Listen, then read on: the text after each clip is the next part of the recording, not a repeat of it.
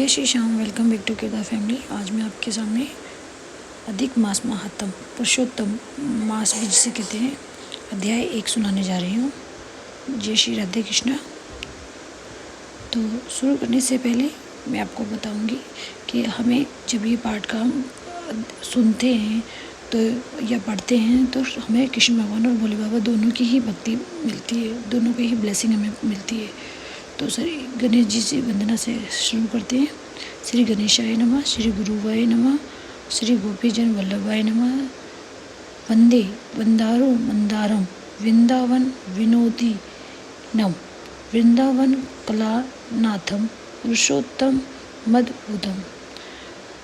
हमेशा कोई भी पाठ शुरू करने से पहले ही हमें ये मंत्र का उच्चारण करना चाहिए, बोलना चाहिए। नारायणम नमस्कृत नरम चैव नरोत्तमं देवीं सरस्वतीं व्यासं ततो जयमुदीरयेत्। तो शुरू करते हैं। पुरुषोत्तम मास। वंदे बंदारू बंदारम वृंदावन विनोदितम वृंदावन कलानाथम पुरुषोत्तम अद्भुतम। अधिक मास महात्म्य प्रथम अध्याय। नैमिषारण्य में सुखदेव जी का आगमन होता है। तो कल्प वृक्ष के समान भक्तजनों के सभी मनोरथ पूर्ण करने वाले वृंदावन के शोभा के अधिपति अलौकिक कार्यों द्वारा समस्त लोगों को चकित करने वाले वृंदावन विहारी पुरुषोत्तम भगवान को नमस्कार करते हैं। नारायण नर नरोत्तम तथा देवी सरस्वती और श्री व्यास जी को प्रणाम करके मैं जप का लाभ की कामना करती हूँ। तब विनयपूर्वक तपोविरध कामना करती हूँ। एक समय बहुत बड़ा यज्ञ करने की इच्छा से परम पवित्र नैमिषारण्य तीर्थ में बहुत से मुनि आए, जैसे असित, देवल, पैल, सुमंतु, विप्लायन, ऋषि सुमति, कश्यप, जावली, भृगु, अंगिरा, वामदेव, श्रुतिशर्ण, सर्वभंग, पर्वत ऋषि, आपस्तंभ, मांडव्य, अगस्त्य, कात्यायन, रथितर, ऋभु, कपिल, रैबे, ऋषि गौतम, मृदुल, कौशिक, गालव, क्रतु, अत्रि, भृगु, त्रित, शक्ति, बधु, बोधायन, वसु, ऋषि कौंडिन्य, पृथु, हरित, धूम्र, शंकु, संकीर्ति, शनि, विभांडक, पंख, गर्ग, कानाद, ऋषि जमदग्नि, भारद्वाज, धूमप, मौन, भार्गव, कर्कश, शौनक तथा महातपस्वी सतानंद, ऋषि विशाल, वृद्ध, विष्णु, जर्जर, जय, जंगम, पार, पाशधर, पूर्व, महाकाय, जैमिनी, ऋषि, महाग्रीव, महाबाहु, महोदर, महाबल, उद्दालक, महासेन, आर्थ, आमलक प्रिय, ऋषि, ऊर्ध्वबाहु, ऊर्ध्वपाद, एकपाद, दुर्धर, उग्रशील, जलाशी, पिंगल, आत्री, ऋभु, ऋषि, सांडीर, कनु, करुण, काल, केवले, कलाधार, श्वेतबाहु, रोमपाद, कद्रु, कालांगिनी, रुद्रग, ऋषि, श्वेताश्वर, आध, शरभंग, पृथु, श्रवश आदि शिष्यों के सहित ये सब ऋषि अंगों के सहित वेदों को जानने वाले, ब्रह्मनिष्ठ, संसार की भलाई तथा परोपकार करने वाले, दूसरों के हित में सर्वदा तत्पर, श्रोत स्मार्थ कर्म करने वाले सभी ऋषि अपने शिष्यों के साथ एकत्रित हुए। इधर तीर्थ यात्रा की इच्छा से सूत जी ने अपने आश्रम से निकले और पृथ्वी पर का भ्रमण करते हुए उसी समय वो भी अपने शिष्यों के साथ नैमिषारण्य पधारे। उन्होंने अनंतर पेड़ की लाल छाल को धारण किया हुआ था। वे प्रसन्न, मुख शांत, परमार्थ, विशारद, समग्र आदि गुणों से युक्त, संपूर्ण आनंदों से परिपूर्ण, तुलसी की माला से सुशोभित, जटा के मुकुट से विभूषित, समस्त आपत्तियों से रक्षा करने वाले, अलौकिक चमत्कार को दिखाने वाले, भगवान के परम मंत्र को जपते हुए समस्त शास्त्रों के सार को जानने वाले, संपूर्ण प्राणियों के हित में संलग्न, जितेंद्रिय तथा क्रोध को जीतने वाले, जीवन मुक्त सतगुरु श्री व्यास जी की तरह और उन्हीं की तरह स्पृह आदि गुणों से युक्त सूत जी महाराज शोभायान हो रहे थे। उनको देखकर उस नैमिषारण्य में रहने वाले समस्त महर्षिगण उठ खड़े हुए। सभी मुनिगण हाथ जोड़कर बोले, हे सूत जी महाराज, आप चिरायु हो, आपके लिए मनोहर आसन है, इस पर विराजमान हो। ये कहकर सभी ऋषि मुनि बैठ गए। तब नम्र स्वभाव वाले सूत जी ने प्रसन्न होकर सब ऋषियों को हाथ जोड़कर बारंबार दंडवत प्रणाम किया। ऋषि लोग बोले, हे सूत जी, आप चिरंजीवी तथा भगवत भक्त हो वो हम लोगों ने आपके योग्य सुंदर आसन लगाया है। हे महाभाग, आप थके हैं, यहाँ बैठ जाइए। ऐसा सब ब्राह्मणों ने कहा। इस प्रकार बैठने के लिए कहकर जब सब तपस्वी और समस्त जनता बैठ गई, तब विनयपूर्वक तपोवृत समस्त मुनियों से बैठने की अनुमति लेकर प्रसन्न होकर आसन पर सूत जी बैठ गए। तदंतर सूत जी को सुखपूर्वक बैठे हुए और श्रम रहित देखकर पुण्य कथा को सुनने की इच्छा वाले समस्त ऋषि बोले, हे सूत जी, हे महाभाग, आप भाग्यवान हैं। भाग्यवान व्यास के वचनों के हार्दिक अभिप्राय को गुरु की कृपा से आप जानते हैं। क्या आप सुखी तो हैं? आज बहुत दिनों के बाद कैसे इस वन में पधारे? आप प्रशंसा के पात्र हैं। हे व्यास शिष्य शिरोमणि, आप पूज्य हैं।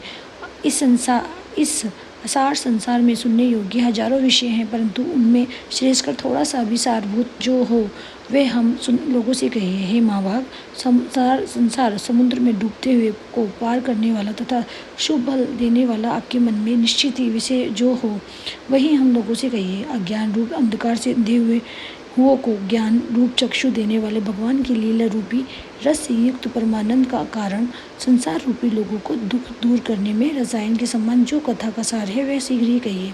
इस प्रकार सोनक आदि ऋषियों के पूछने पर हाथ जोड़कर सूत जी बोले, हे समस्त मुनियों, मेरी कही हुई सुंदर कथा को आप लोग सुनिए। हे विप्र, पहले मैं पुष्कर तीर्थ को गया। वहाँ स्नान करके पवित्र ऋषियों, देवताओं तथा पितरों को तर्पण आदि से तृप्त करके सब समस्त प्रतिबंधों को दूर करने वाली यमुना के तट पर गया। फिर कर्म से अन्य तीर्थों में जाकर गंगा तट पर गया। पुनः काशी आकर अनंतर गया तीर्थ पर गया। पितरों का श्राद्ध करके तब त्रिवेणी पर गया। तदंतर कृष्णा के बाद गंडकी में स्नान कर पुला ऋषि के आश्रम पर गया। फिर कीर्तमाला, कावेरी, निर्वंध्या, ताम्रनिका, तापी, व्यायसी, नंद, नर्मदा, शर्मदा नदियों पर गया। पुनः चरमनवती में स्नान कर पीछे सेतु बंधु रामेश्वर पहुंचा। तदंतर नारायण का दर्शन करके हेतु बद्रीवन गया।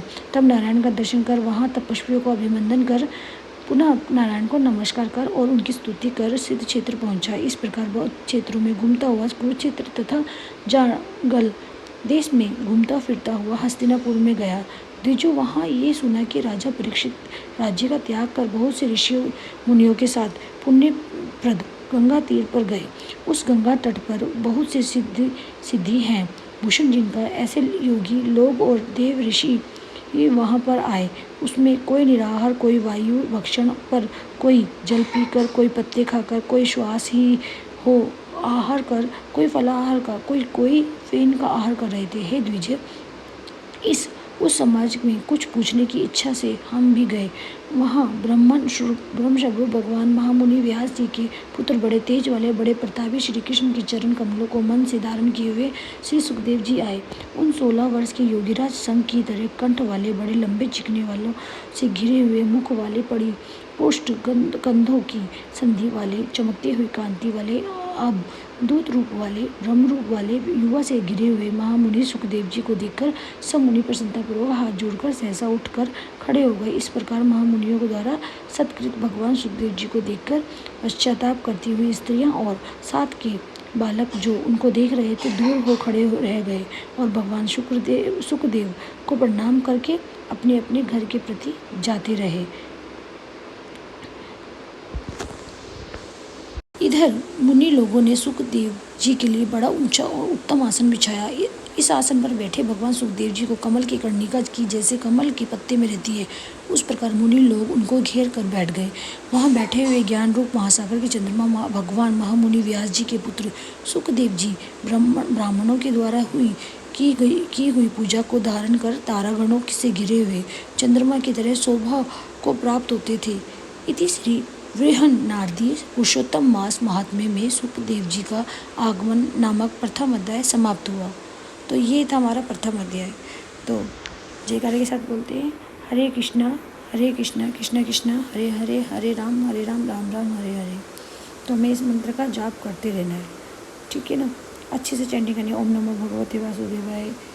जो भी आपको मंत्र चलता है आपको बस नाम जाप करना है और खाली ब्रह्म मुहूर्त में उठना है, दान करना है आपको। जो भी जैसी भी सामर्थ्य है आपको वैसे ही आप जो भी निकाल सकते हो डेली वैसे निकालिए, दान कीजिए और चैंटिंग कीजिए, बस जो हो सकता है। और 15वां लेसन पढ़िए भगवद गीता का पुरुषोत्तम, और हो सके तो भागवत कथा भी आप सुन सकते हैं। हमें कथा ही सुननी है, भागवत कथाएँ बहुत सारी जो भी हम सुन सकते हैं ठाकुर जी की लीला के बारे में, तो यही हमें सुनना है आगे इस मास में। तो हरे कृष्णा, राधे राधे।